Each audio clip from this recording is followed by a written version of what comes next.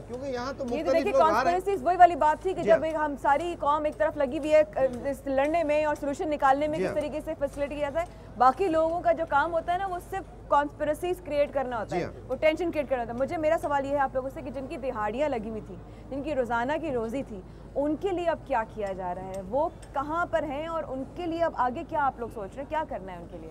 वो मुंसलिक तो इन्हीं से है। अगर ये कारोबार शुरू हो जाएंगे तो उनका काम भी शुरू हो जाएगा। यकीनन इन्हीं की बार बर्दारी करते हैं, वो इन्हीं के पास मुलाजमत करते हैं।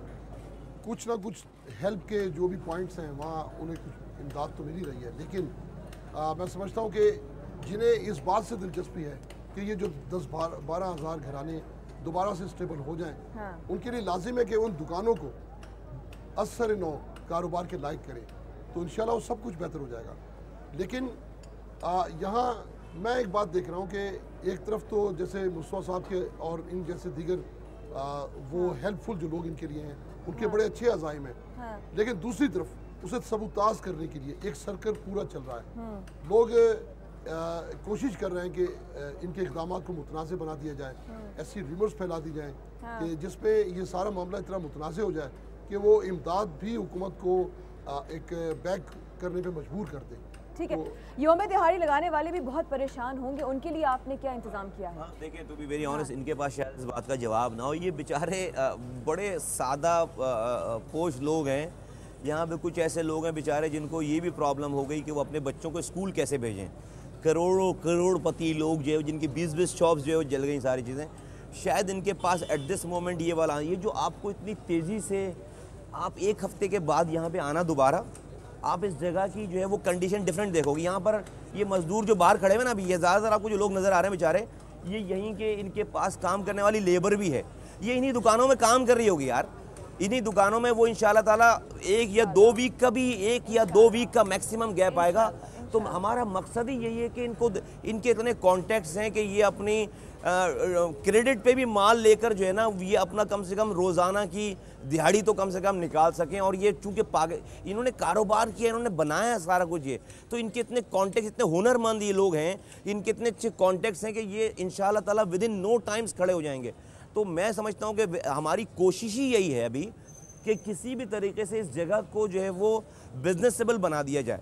बिजनेसेबल ये जगह बन गई तो ये इनके बेचारे जो इनके साथ काम करने वाले लोग हैं वो भी आराम से जो है वो इसके अंदर आ जाएंगे। डेटा सारा मुस्तफा जल चुका है, तो फिर उस तरीके से उसको कैसे रिवाइव करेंगे? सॉरी, डेटा सारा जल चुका है। डेटा देखिए, डेटा तो जो है वो ये तो दैट्स एन पास्ट ट्रांजैक्शन हो गई कि आप उसको रिट्रीव करें, उसकी कंपनसेशन मांगे, चीज़ें मांगे। लेकिन आज से तो जो है वो नई शुरुआत करनी है ना आपको आज से जो है वो, जैसे ये कुर्सी रखकर बैठे हुए हैं, इन्होंने, इनका भी डेटा जल गया होगा ना। इन्होंने कल 35,000 रुपये की सेल की है ना, आखिर यहाँ पर 35,000 रुपये की जो कुर्सियाँ बेची है ना यहाँ पे, और भी माल उतारेंगे ना यहाँ पे। तो इस वजह से मैं कह रहा हूँ कि देखें, ये मैं समझता हूँ कि जो कौमें जो है वो जिस तरह की होती है ना, जो लोग अल्लाह ताला उस पर उसी तरह के इम्तहानात डालता है। ये हमें अल्लाह ताला का अजाब समझने के बजाय कराची वालों को अल्लाह ताला के एक आजमाइश समझने।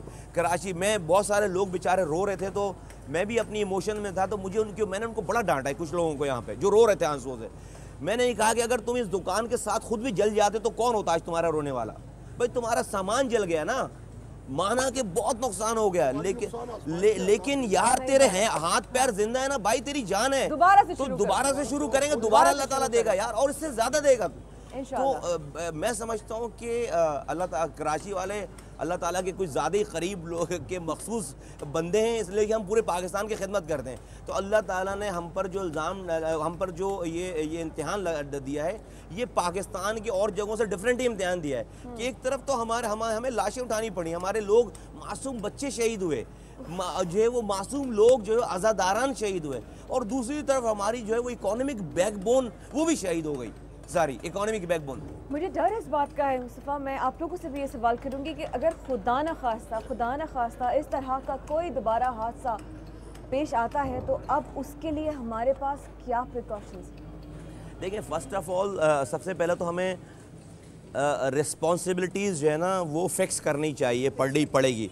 मैं ज़िम्मेदार हूँ, कहीं पे कोताहियों का मैं भी कह रहा हूँ, आइडियल मेरे पास डिपार्टमेंट्स तो नहीं है, तो आप मुझे फिक्स करें, मुझे जो है वो आप जो है वो फिक्स करें कि भाई आप यहाँ पर आप फेल हो गए, लेकिन इसके अलावा भी जो और इदारे हैं उनको भी फिक्स करें। ये ना हो कि जब आग लगे तो ARY चैनल यहाँ पर आकर ज़मीन पे प्रोग्राम करे और 4 साल मुस्तफ़ा कमाल जो चीख रहा है कि भाई पुलिस का कोई बंदोबस्त करो यार, ट्रैफिक पुलिस का कोई बंदोबस्त करो यार। वाक़े के बाद यही सवाल हमने हुकूमत वक्त से किया था कि क्या इसके बाद हम आपके पास क्या इंतज़ाम हैं कि हम कारोबार करें, हम कोई सरमायाकारी करें, हम मुआशी मुस्तकबिल से कोई बेहतरी की उम्मीद रखें।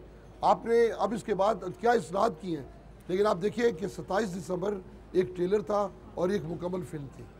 तो मुझे लग रहा है कि ये शायद मुस्तकबिल में ऐसा ही कुछ होगा, ऐसा ही शायद खुदा न खासा कुछ होगा। और ये भी बहुत बड़ा सामने है, लेकिन अफसोस इस बात का होता है सबसे ज़्यादा सोच के कि अगर हम अब तक अभी और कोई हादसा पेश नहीं आया है, इसलिए जब कोई और दूसरा हादसा पेश आ जाएगा तब ये बात भी दब जाएगी। मुझे गुस्सा इसलिए आता है ना कि जब कभी आग लगती है कहीं पे, और ज़्यादा आने लगा आजकल, जब कभी आग लगती है ना तो सब लोग जो है वो जमा हो जाते हैं, तमाम चैनल्स पे हेडलाइन, और उस वक्त मुस्तफ़ा कमाल को ढूंढने लगे ना आग कैसे लगी। अब वो मैं उसको ये बताता हूँ कि भाई देखो ये मेरा एरिया नहीं है, ये साइट लिमिटेड का एरिया है, ये मेरे अंडर में नहीं है, ये कैंटोनमेंट बोर्ड का एरिया, ये मेरे अंडर में नहीं, फला एरिया। लेकिन मैं आग लगा रहा होता, लेकिन फिर भी कहते कैसे नहीं आप तो सिटी नाजिम है। अरे भाई मैं 4 सालों से बोल रहा हूँ कि कराची जो है वो दुनिया का यूनिक शहर होगा जिसमें 13 डिफरेंट बॉसेज हैं, जिसमें 13 डिफरेंट एजेंसीज हैं, जिसमें 6 कैंटोनमेंट बोर्ड है, एक DHA है, KPT, साइट लिमिटेड। कि मुस्तफा कमाल को अब सिटी नाज़िम को करना हो तो वो सिटी, ठीक है। उसके अलावा फिर इन्फोर्समेंट मेरे पास नहीं है। दुनिया भर में मेगा सिटीज में पुलिस जो है वो मेयर के अंडर में होती है, ट्रैफिक पुलिस उसके अंडर में होती है, तमाम एटलीस्ट सिटी की पुलिस होती है, नेबरहुड वॉच होता है, सारा कुछ भी नहीं है। लेकिन ये सारी बकवास करो उस वक्त हादसे के तौर पे, आप भी तमाम लोग नए धमाकों का इंतजार करोगे। जब नए धमाके होंगे 4 दिन बाद कोई एक और धमाका हो जाएगा, ये फुटेजेस पुरानी हो जाएंगी, उस धमाके पे लगे, फिर नई आग लगने का इंतजार करेंगे। मैं समझता हूँ अब मुझे फिर गुस्सा इस बात पे आता है कि मुझे 4 सालों में मैंने 25 दफ़ा बहुत सारी चीज़ें रिपीट की हैं, और मुझे जब आप दोबारा फ़ोन करके टीवी से ये पूछते हैं अच्छा जी यहाँ पे, तो मैं उनको रिकॉल कराता हूँ यार मैंने फला टाइम पे ये वाली बात की थी। तो मतलब ये क्या मजाक है, फैशन है? दैट मीन्स कि भी आपको भी केयर नहीं है, आपको भी जो है वो आज ये इंसिडेंट है, आज ये हिट टॉपिक है सारा, तो हम सब लोग जो है वो यहाँ पर बैठ के प्रोग्राम कर रहे हैं। दूसरे दिन ये सब चीज़ें सब सही हो जाएंगी, हमारे पास कोई नई जलाओ घेराव की नई फुटेजेस आ जाएंगी, नए धमाके हो जाएंगे, नई लाशें आ जाएंगी, हम उस पर बैठ कर जो है प्रोग्राम कर रहे होंगे। सियासत खुदारा ये नहीं करें, इसलिए नहीं करें कि देखिए ये कराची, मैं आपको बता रहा हूँ ये बिल्कुल सही कह रहे हैं ये बात। कराची में मेरी अल्लाह करे जो है मेरी बात गलत साबित हो, लेकिन मैं हमेशा से बात कहता रहा हूँ, मेरी पार्टी कहती रही है तालमनाइजेशन के हवाले से कि कराची में सिर्फ धमाके नहीं होंगे, कराची में सिर्फ लाशें नहीं गिरेंगी, कराची में पर पाकिस्तान का इकोनॉमिक जो हब है उसको भी जो है वो उसको भी हिट किया जाएगा। नई तरह की दहशत। पाकिस्तान जो है वो आज स्टेबल है, उसमें कराची का बहुत बड़ा रोल है इकोनॉमिकली। अगर पाकिस्तान आज देखे ना, सरहद जल रहा है, बलूचिस्तान में आग लगी हुई है, हाफ ऑफ पंजाब जल, अगर पाकिस्तान में कहीं से इकोनॉमिक स्टेबिलिटी है तो उसका बहुत बड़ा कंट्रीब्यूशन 80% कराची है। दुश्मन को, पाकिस्तान के दुश्मन को ये पता है कि अगर उसको पाकिस्तान को डिस्टेबलाइज करना है, अगर उसको पाकिस्तान को तोड़ना है, अगर उसको पाकिस्तान की तरक्की को रोकना है, तो वो कहीं और हिट नहीं करेगा, वो कराची की इकोनॉमिक हब पे हिट करेगा। वो इनकी दुकानें जलाएगा तो पाकिस्तान को नुकसान होगा, इसलिए कि ये कमाकर जो है वो अपने पास नहीं रख रहे, ये कमाकर पूरे पाकिस्तान को शेयर कर रहे हैं। तो ये हमेशा, ये आज नहीं है, मैं बिल्कुल कह रहा हूँ कि ये वाक़यात होते रहेंगे, ये वाक़यात होते रहेंगे कि पाकिस्तान के लॉ इन्फोर्समेंट एजेंसीज को इन वाक़यात को देखना पड़ेगा कि कराची में सिर्फ जलाओ, ये सिर्फ लाशें नहीं गिरेंगे, खुदा न खासा दहशतगर्दी नहीं होगी, ये जो है वो यहाँ पर ये भी होगा, यहाँ पे इकोनॉमिक हब को भी डिस्टर्ब करने की कोशिश की जाएगी।